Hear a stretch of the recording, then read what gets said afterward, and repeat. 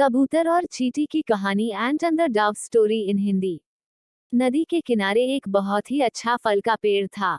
उस पेड़ पर एक कबूतर बैठा हुआ था और वह बड़े मजे से फल खा रहा था। ऐसे में उसने देखा कि एक हवा का झोंका आया और उस हवा के झोंके में एक चींटी उस नदी में जा गिरा। चींटी के नदी में गिरते ही चींटी ने आवाज लगाई, मुझे बचाओ, कोई तो मेरी मदद करो। पेड़ पर बैठे कबूतर ने चींटी की आवाज सुनी। अब ऐसे में कबूतर ने तुरंत ही फल छोड़ा और चींटी की मदद को आगे आया। उसने एक पत्ते को लेकर चींटी की ओर दिया। उस पत्ती की मदद से चींटी ने अपनी जान बचाई। चींटी ने कबूतर को शुक्रिया कहा। कुछ दिनों बाद जंगल में एक शिकारी आया। उस शिकारी ने जंगल में जाल बिछाया और जाल बिछाने के बाद उसमें कुछ खाने के दाने डाल दिए। यह सारी घटना चींटी देख रहा था। कुछ देर बाद वो कबूतर खाने के लिए नीचे की ओर आ रहा था कि कभी चींटी ने सोचा कि मुझे उसकी मदद करनी चाहिए।